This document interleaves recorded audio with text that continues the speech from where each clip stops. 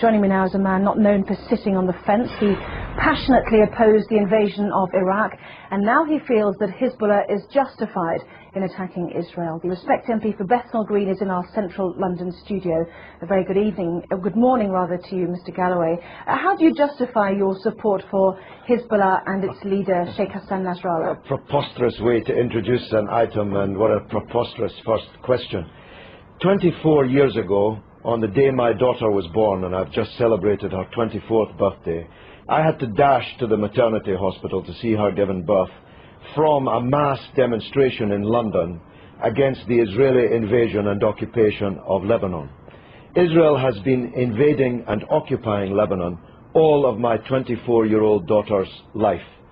The Hezbollah are a part of the Lebanese national resistance who are trying to drive, having successfully driven most Israelis from their land in 2000, Israel from the rest of their land, and to get back those thousands of Lebanese prisoners who were kidnapped by Israel under the terms of their illegal occupation of Lebanon.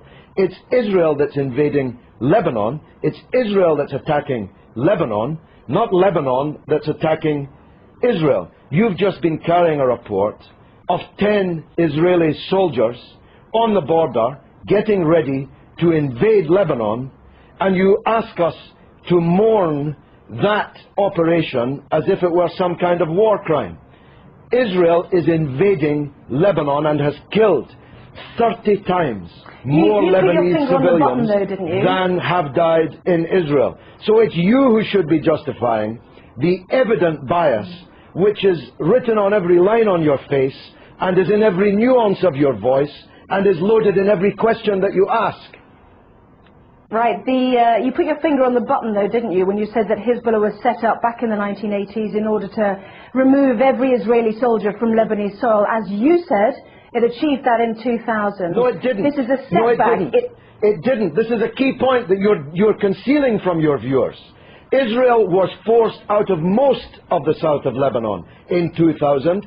It still occupies a part of Lebanon since 2000. The Shebaa Farms area, which is subject to this latest UN draft resolution. Thousands of Lebanese prisoners have been kidnapped by Israel. Hezbollah and the Lebanese government want them to be released. Spokesman who said that the 3 Lebanese who have been captured, perhaps you'd like to use that word, have been before a judge These are and not been the through a prisoners. court of law. Oh, please, have a slightly longer memory than 4 weeks. I'm talking about the thousands of prisoners taken during the 18 years of Israeli occupation, illegal occupation of South Lebanon. These are the prisoners that have to be released in exchange for the Israeli soldiers that were captured at the beginning of this wave of the crisis. Can I ask you about a report that's in today's Sunday Telegraph, which showed that Iran has given Hezbollah long-range missiles capable of targeting any part of Israel. Iran, according to this Iranian MP who helped found Hezbollah, has also said that Iran has given the authorization to target Tel Aviv. Can you blame Israel for wanting to destroy those missiles? This is preposterous. America has given Israel missiles that can target not just every city in Lebanon, but every city in the Arab and Muslim world, including Iran. Why should America be allowed to give long-range missiles to Israel, including hundreds of nuclear missiles, but Iran is not allowed to give missiles? Because it's given it to a terrorist organization. But they're not a terrorist organization. Only in the mind of Rupert Murdoch's Sky and the Times and the Sun and the News of the World. I'm going to stop you there, Mr. Galloway. Prescribed terrorist organizations. One man's terrorist is another man's freedom fighter. We know that perfectly well. In most people's eyes, they are deemed to be... they had a choice, didn't they? Let's understand this. They had a choice, like the IRA, to take on politics. The IRA.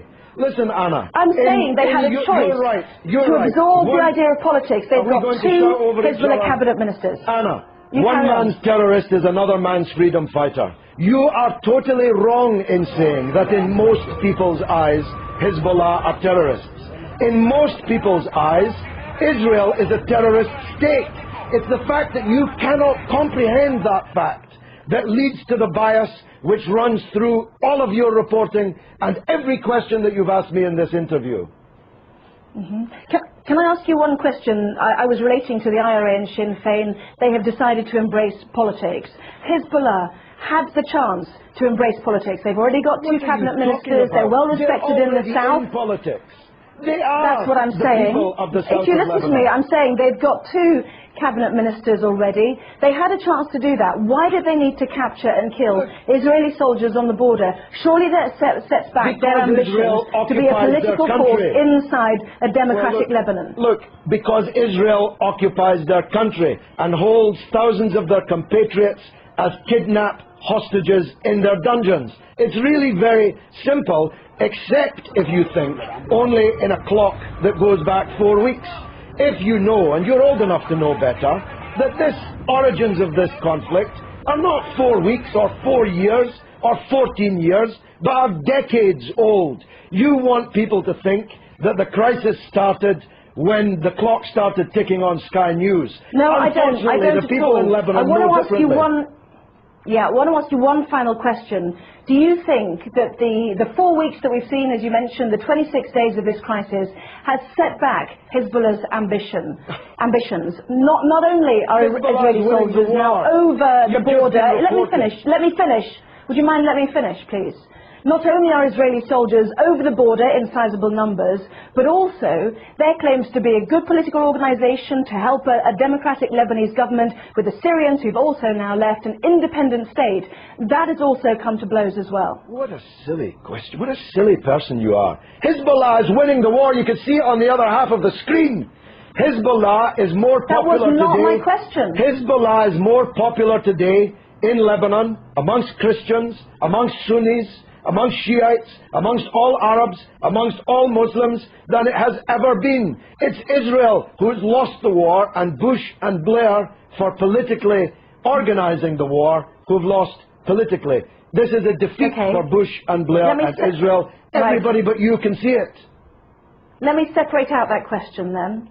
Is it a setback, given that Hezbollah was set up in order to get Israeli soldiers off Lebanese soil, that there are now more Israeli soldiers on Lebanese soil than there were 26 days ago? Well, they seem to be getting a bloody good hiding on the other half of the screen that I'm watching. Maybe you can't see it, but I'm watching them getting a bloody good hiding in the war. So if that's a success, I'm not sure what a failure would look like. The reality is that this conflict will go on. The United Nations resolution solves nothing, gives Lebanon nothing, gives the prisoners in Israeli dungeons nothing, and as Anne Clewid, my erstwhile colleague, was just saying, Israel has just kidnapped even more Palestinian politicians, cabinet ministers, members of parliament, and thousands of others held in Israeli dungeons, and this war will continue until the overall settlement is reached. That settlement must mean Israeli withdrawal from all occupied territory that it currently holds since the war in 1967, the release of all political prisoners, and a state for the Palestinians with East Jerusalem as its capital. No justice, no peace.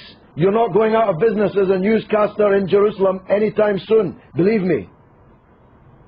Well, as usual, you have prompted a huge email response both for and against you, Mr. Galloway, so we'll leave it there. I have to say that some people might find it offensive when more families are mourning their dead to hear you say that it was a bloody You don't give a damn. You don't give a damn. You don't even know about the Palestinian families. You don't even know that they exist. Tell me the name of one member of the 7 members of the same family slaughtered on the beach in Gaza by an Israeli warship. You don't even know their name, but you know the name of every Israeli soldier who's been taken prisoner in this conflict, because you believe, whether you know it or not, that Israeli blood is more valuable than the blood of Lebanese or Palestinians. That's the truth, and the discerning of your viewers already know it.